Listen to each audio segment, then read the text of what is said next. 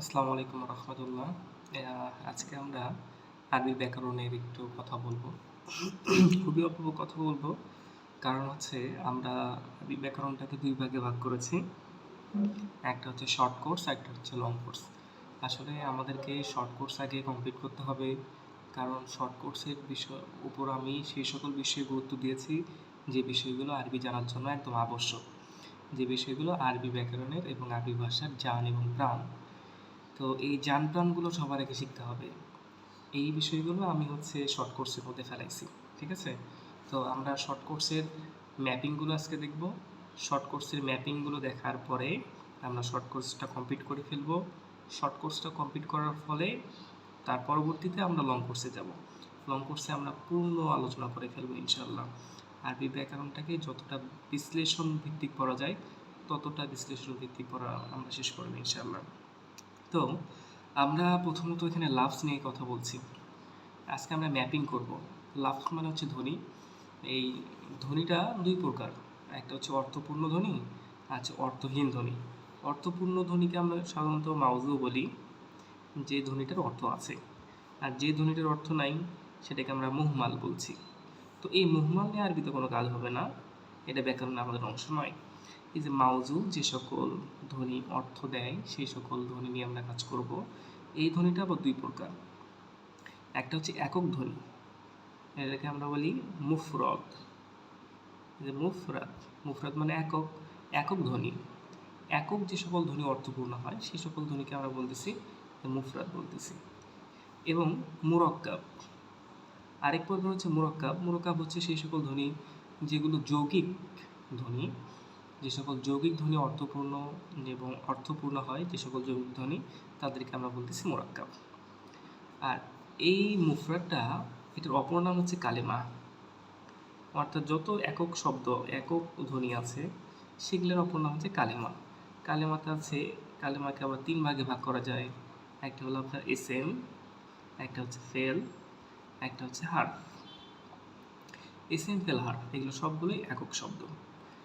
তো এরপরে আমাদের যে মুরাক্কাব, মুরাক্কাবটা আমাদের দুই প্রকার, একটা হলো মুরাক্কাবে নাকিস আর একটা হলো মুরাক্কাবে তাম। মুরাক্কাবে নাকিস এবং মুরাক্কাবে তাম।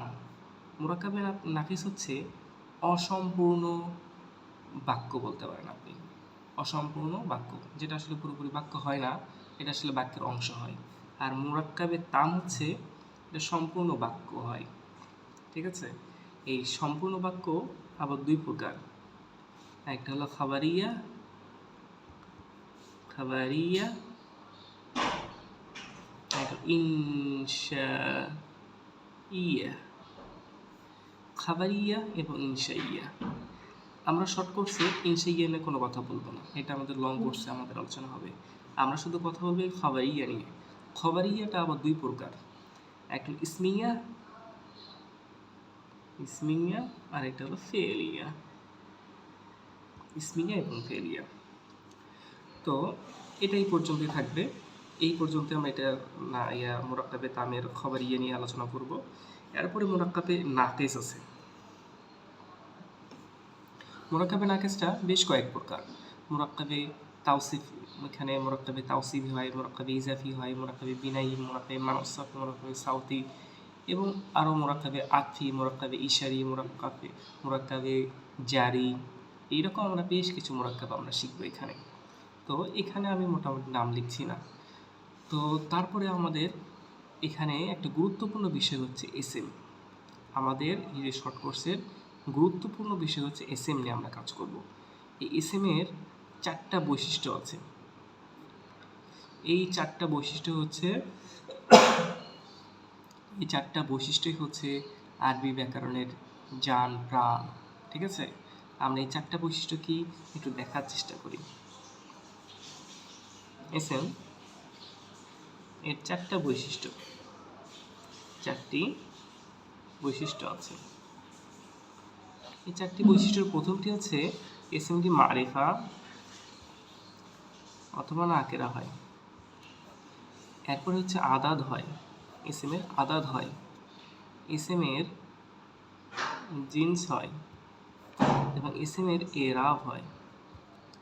এই চারটা জিনিস হচ্ছে আমাদের আরবি ব্যাকরণের প্রাণ। এটা জান এবং প্রাণ, ঠিক আছে? আমরা এই বিষয়গুলো শিখব। এই বিষয়গুলো শেখার মাধ্যমে দেখব এগুলো কতটা ইফেক্টিভ আরবি ব্যাকরণের ওপর, ঠিক আছে?